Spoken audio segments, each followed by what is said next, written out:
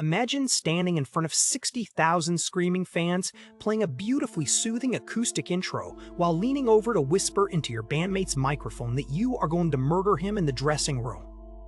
They sold 150 million records and defined the sound of the 70s, but behind those perfect vocal harmonies, the Eagles were literally plotting each other's downfalls. You've heard the hits, but you've never heard the actual audio of the death threats caught on tape that ended the band for 14 years.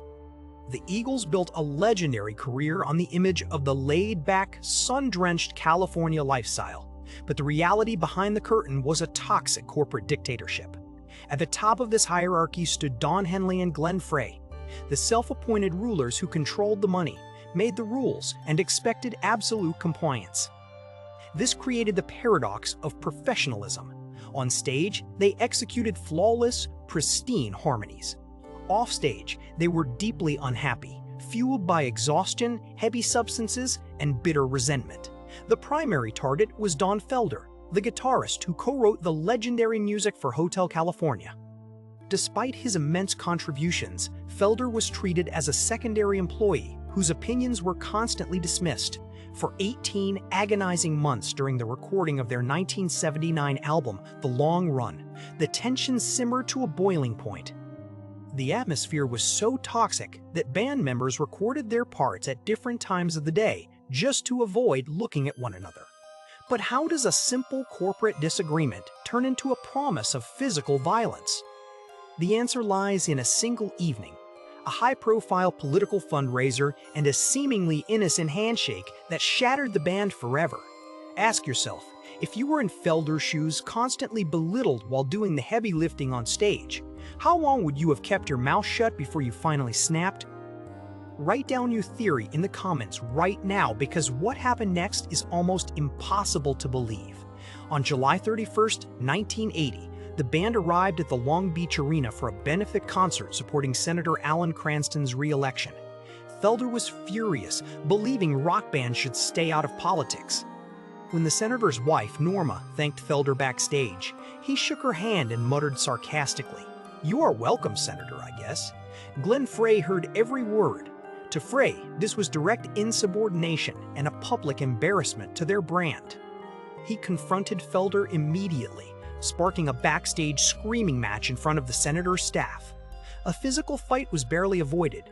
By the time they walked out onto the stage, both guitarists were seething with a violent rage.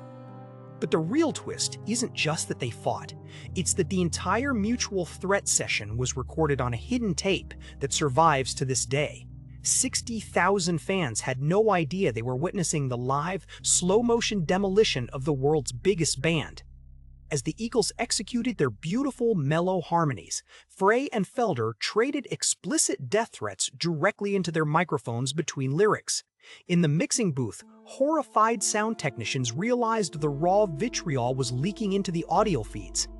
In a desperate bid to save the show, they slid Glenn Frey's microphone volume to 0 whenever he was not singing. But they could not stop the tape. Because the band was contractually obligated to deliver a live album, the multi-track recording equipment was running, capturing the terrifying reality of their final moments. Think about this for a second. If you were in their shoes, would you have swallowed your pride to finish the show, or would you have thrown the first punch right there? Let me know in the comments below.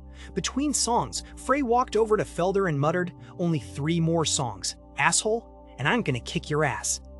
Felder didn't back down, replying, "Great, I can't wait. I'm gonna beat your head in with my guitar."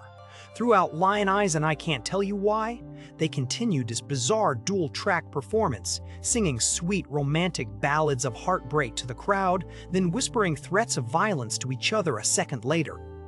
Frey counted down the set list like a warden. "Only 2 more songs, pal," he whispered.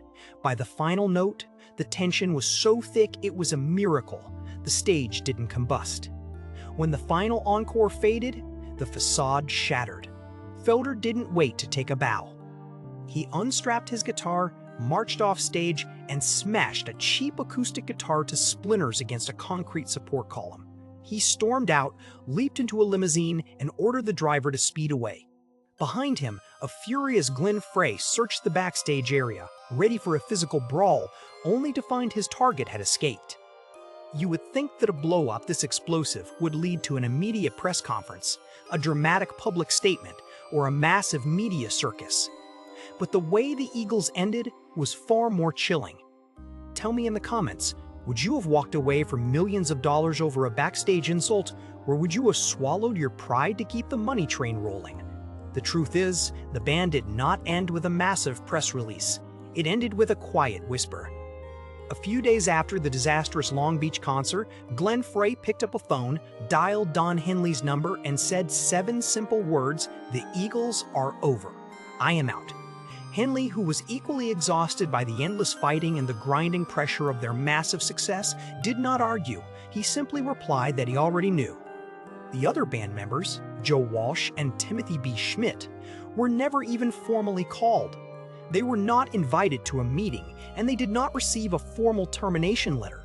They simply realized the band was dead when the phone stopped ringing. The studio bookings were canceled, and a profound, heavy silence settled over their careers. The contractually obligated live album, Eagles Live, had to be completed with the band members working on opposite coasts, refusing to even be in the same state, let alone the same room. For 14 years, the silence lasted. Whenever reporters asked Don Henley when the Eagles would play together again, he famously replied, "Only when hell freezes over." But in 1994, hell did freeze over. The lure of an astronomical paycheck and a massive stadium tour brought the band back together. On the surface, the reunion was a spectacular triumph, but beneath the lucrative nostalgia, the old wounds had never healed. The financial disparity between the members had actually grown worse. Henley and Frey demanded a disproportionate share of the tour's profits, treating the other members as hired hands rather than equal partners. Imagine agreeing to play with people who openly despise you just for a paycheck, only to find out they are secretly auditing your loyalty. How long could you survive in an environment like that? Don Felder tried to endure it for the sake of the music and the fans, but by 2001, he reached his breaking point. He began aggressively questioning the financial books, demanding to know why Henley and Frey were charging their personal expenses to the tour budget, and why his percentage of the merchandise sales was being slashed. The response from the corporate leaders of the Eagles was swift and brutal. They fired Don Felder from the band he had helped build. Felder did not go quietly. He filed a $50 million lawsuit against Henley and Frey, alleging wrongful termination, breach of implied-in-fact contract, and breach of fiduciary duty. The legal battle that followed exposed the ugly corporate underbelly of the band to the public. It revealed that the Eagles were no longer a group of creative musicians, but a highly profitable corporate entity where loyalty was measured in dollars and dissent was punished by immediate termination. The lawsuit was eventually settled out of court for an undisclosed sum, but the bridge was burned permanently. The true tragedy of the Eagles is that this bitter feud was never resolved. When Glenn Frey passed away in 2016, any hope of a genuine reconciliation died with him. In the years since, Don Felder has expressed profound sadness that he never got the chance to sit down with his old bandmate, shake his hand, look him in the eye, and find some sense of peace.